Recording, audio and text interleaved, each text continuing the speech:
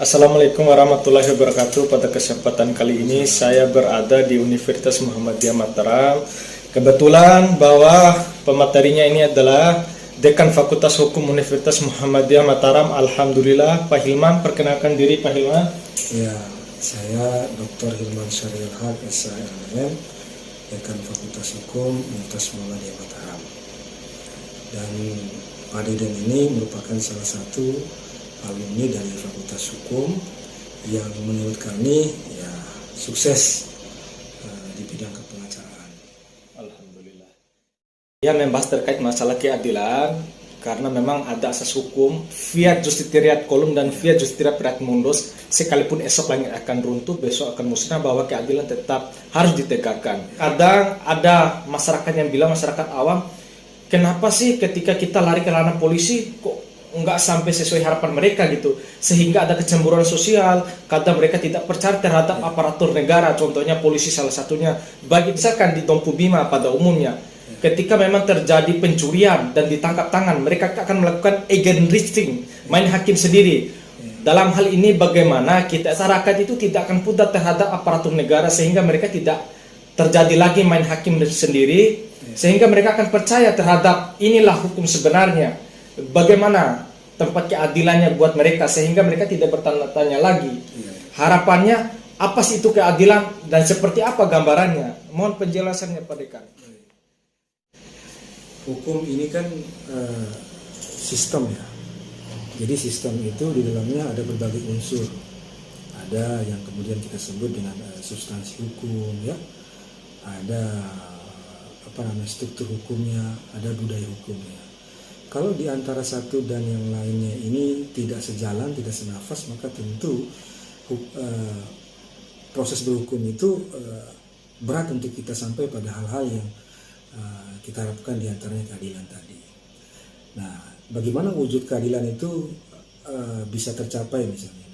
Kita lihat dari bagaimana katakanlah Belanda misalnya ya, kita bisa lepaskan dari Belanda karena sistem hukum kita memang diantaranya berakar dari situ. Di Belanda itu banyak penjara-penjara yang sekarang sudah berubah menjadi mall, ya kan? Jadi pelan-pelan pengadilan dan seterusnya mulai sepi. Itu menunjukkan bahwa hukumnya sudah bisa menangani berbagai persoalan secara baik, diantaranya persoalan berkaitan dengan kebutuhan keadilan. Nah, sepanjang kita masih berteriak-teriak berkaitan dengan keadilan, maka tentu ada yang harus dievaluasi dari sistem hukum itu sendiri. Bisa jadi dari materi substansi hukumnya yang mungkin ya tidak didasarkan pada kebutuhan hukum masyarakat dalam pembentukan hukumnya. Maunya masyarakat A, tetapi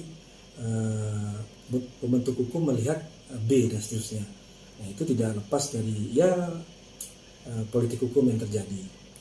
Nah, lalu yang kedua, struktur hukumnya. Struktur hukum mungkin tidak berjalan secara efektif untuk sampai kita kepada keadilan tadi. Kita lihat bahwa ada orang yang hanya mencuri buah mangga misalnya karena dia lapar, tapi dia justru diproses dengan proses yang sebagaimana sesungguhnya gitu. Tapi ada orang-orang yang mungkin objek yang dilakukan, itu kejahatan yang dilakukan itu cukup masif, tapi justru itu kurang terkesan kurang terlihat dan seterusnya. Nah, itu tentu harus kita evaluasi juga. Begitu juga dengan budaya hukum masyarakat. Tidak bisa kita salahkan juga polisi dan seterusnya, hakim dan seterusnya. Tidak bisa kita salahkan juga materi atau substansi hukumnya, katakanlah undang-undang dan seterusnya. Budaya hukumnya itu masyarakat seperti apa? Apakah masyarakat itu memang sudah sadar hukum atau tidak? Kalau masyarakat sudah memiliki kesadaran hukum yang baik, maka tentu itu akan mempermudah hukum itu bisa sampai pada keadilan. Nah, kalau pertanyaannya bagaimana jalan untuk menuju keadilan itu? Tentu keadilan yang kita maksudkan ini bukan keadilan dalam kapasitas yang sungguhnya ya.